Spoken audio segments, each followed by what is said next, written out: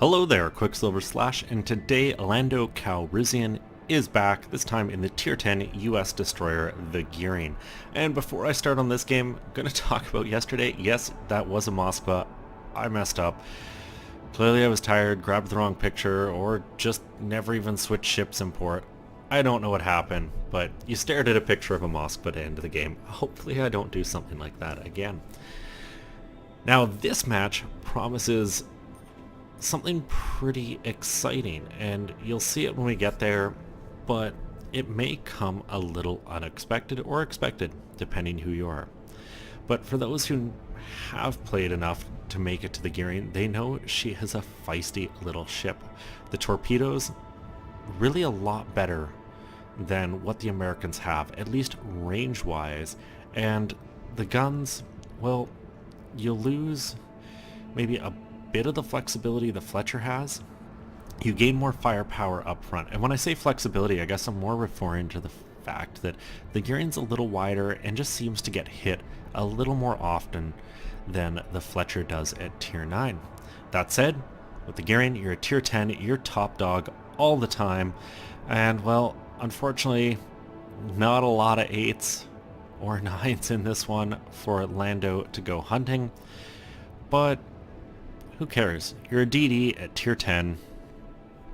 Have some fun. And right away, Lando goes straight north, gets into a cap early. And this always has some pluses and minuses. The plus right now, clearly nothing's contesting it. Looks like the enemy team is heading off to the east. And when you look at the ships that are in the game, really the two Des Moines and the Baltimore are the big threats because they carry radar. The other ships, Hydro, not as threatening. You're gonna see it before it gets there. But those Des Moines, you want to keep track. And you can see it right away when that one was spotted. Lando came up in speed and kind of sailed a little further away, opening his last known position up to his gun range at 11.1 because that would be just outside the Des Moines radar. But with Alpha captured, it's time to move. He sent some torpedoes right down the gap. Always a good decision. If you're luck chucking torps, aim for edges of land and small openings of water. You might catch something. But sadly, already the friendly Minotaur is no more. Enemy Baltimore got her, and based on the position down there with the Missouri, I can pretty much guarantee you the Minotaur stopped, side on in smoke, and the Baltimore took advantage of that. Meanwhile, the enemy Minotaur, well, she just ate 3 torpedoes, almost all the health gone, and that's why you luck chuck. You never know what you're going to hit. But the Minotaur is going to repair, and because it's a British ship, it can just recover a little more health. Now, obviously right now Lando is detected probably by radar, but we'll find that out soon enough as to whether or not, because if it's radar, you're looking at 30 seconds tops. That's not that long. As long as you keep maneuvering and are not sitting still, it's going to be hard to hit you. And with the detection disappearing, we know it was a radar, so probably that Des Moines, possibly the Baltimore, or the other Des Moines. Now, this Minotaur is going to prove troublesome. You can see it was down to just under 2,000 health, and it's back up to 21. Because British cruiser, that's what they do, and the other thing they do is lay smoke. The one thing I will note though, it doesn't seem like they've got their Hydro active. And the reason I say that is I believe Lando was close enough there for a few seconds to have been detected by Hydro and was not. And secondly, the Minotaur sailed straight into a bunch of torpedoes, which if you had your Hydro active earlier, you wouldn't see. And you can see Lando's thinking along the same lines. Here's an opportunity to catch a very deadly cruiser if allowed to just sit and do damage off guard. It's pretty much alone. The enemy team doesn't have a lot of ships here, and it's sitting in a smoke, so you know it's pretty much stationary. And based on its last detected position, you also know she's more or less side on. And this is where Lando gets smart. AP is loaded. Lando's going in looking for big damage in the citadels. Now the Soviet and Russian cruisers do this very well. For the Americans, you gotta get a little closer. But inside 3 kilometers will do it. First volley, 2 citadels. Next volley, another 4. And third volley, fourth volley is all it takes. Up 9, right into the side of the Minotaur. And with the Minotaur gone, nothing can see Lando anymore. And this was definitely a bit of a big risk play, but it paid off. And really it came down to, it didn't seem like that Minotaur was using its Hydro. But with that Minnow dead, free smoke, which sadly is dissipating, so use your own. But it puts Lando in an amazing position to harass some battleships. You can see torpedo spread off of that North Carolina, and sadly she disappears. But you have a Bismarck to your north, which also carries a hydroacoustic surge and can really ruin your day, and that's what Lando's going to switch to. HE is loaded, time to light some fires. And this Bismarck's really making the same mistake that Isimo made yesterday.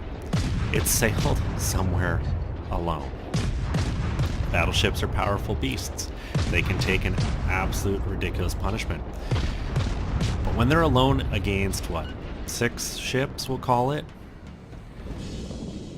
you're not lasting long. One less ship is going to be firing at the Bismarck though, because with a torpedo having hit that North Carolina and it grounding itself to avoid, Lando decides, I want this kill, focuses him down, doesn't even need to see him to finish him off. But here comes something big and mean in the form of a Frederick the Grosse. And once again, German battleship, it's got hydroacoustic surge, so sitting in smoke, Lando has to be cautious here.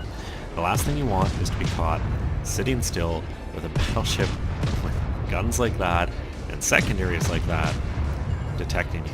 And there it is, but Lando's already on the move as he lights a fire, and he's got that rudder hard over. It is time to get out of here. Downside, as he sails out of his smoke, guns still firing, obviously pushes the detection range to 11-1, but the de Grosse doesn't seem to be paying any attention to Lando, so he's just going to keep doing a circle, get back in that smoke, the de Grosse is outside Hydro range, and go back to doing some damage. Or at least that's what I thought he was doing. He's gonna go deal with some other ships. Meanwhile, this game is pretty even. They're down on points by 100, but they're up a ship. So right now, getting Bravo is really going to be the name of the game. And sadly, they're probably about to lose a Yami. That Benson doing what destroyers do best, charging in, throwing a bunch of torpedoes, and because the Benson actually kind of thought this one through, maybe a bit, saved the second volley when the Yamato was side on. And has a smoke, but it may be too little too late, as some of Lando's shells find him in the smoke and end another ship. With the Benson dead, looking at the map, you pretty much know it's a safe road into Bravo. The enemy team has no destroyers remaining, which is a huge late game advantage for Lando's team. Having a couple DDs allows you to really take cap control, and the only way the enemy team can contest this is by sitting in the caps themselves and forcefully holding them. Which right now, that Montana is doing. And the Des Moines has put itself in a good position to defend Bravo. It's inside radar range, and that's really one of the big ones from the enemy team. If you are late game, you need to put yourself, if you've got those kind of detection abilities, in a position where maybe you can scare an enemy ship away. Case in point, Lando. but he's playing this smart. You can see he's slowed up.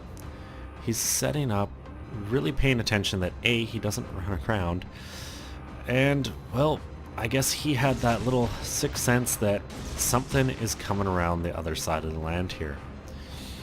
And a Montana is definitely something. Gets 2 full volleys of torpedoes, and then I think kind of makes a mistake in my mind, but we'll see. Using hydroacoustic search here using smoke here isn't necessarily the best idea. The Zao could have hydro. You also have Des Moines there you had a Des Moines there, and a Zao. The ships are dying. Clearly the smoke was the right idea. The game is just trying to tell me I am wrong. I personally may not have used the smoke, at least until things were shooting at me. But there goes 3 big dangerous ships in a matter of seconds, and Lando's up to 207,000 damage because, well, broadside battleship too close to maneuver eats a whole bunch of torps. And with that, Lando gets into the cap and starts contesting it, but at this point, the game has kind of been decided. And really, all you're hoping for now is a Kraken. Can you get a 5th kill? Baltimore, Montana, there's an opportunity. The Montana really, it's going to be dead before you get torpedoes on it at this point. 7,000 hit points, 2 battleships bearing down at her. So maybe the Baltimore, 3,000 hit points. It's looking good. You're faster than the Henry. Lando can get there. Now the Baltimore uses its radar, which I think is a smart move. It's all alone. It needs to know where as many of the enemy ships are as possible. And that's because right now she's behind hard cover, but she's gonna be opening up. And here come the shots. They all hit the land. Lando's got AP loaded, going for more citadels. Sadly, the Henry gets the kill. Now, not getting the Kraken definitely does not diminish Lando's game here.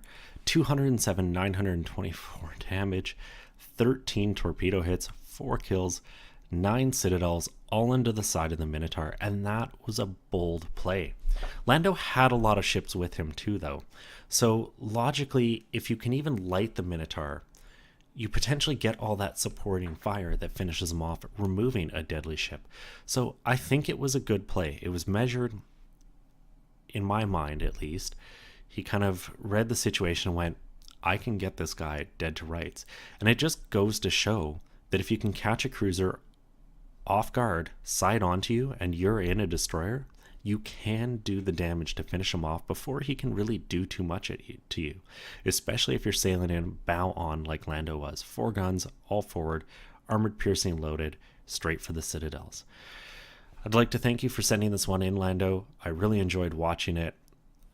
It was just good to see some aggressive destroyer play that worked out well, and I think it worked because it was measured. You didn't get aggressive when you didn't need to be, and when you did it right. I hope everyone enjoyed this. If you did, please consider giving it a thumbs up or subscribing to the channel. And as always, I'm Qckslvrslash, and I'll have another one for you all later.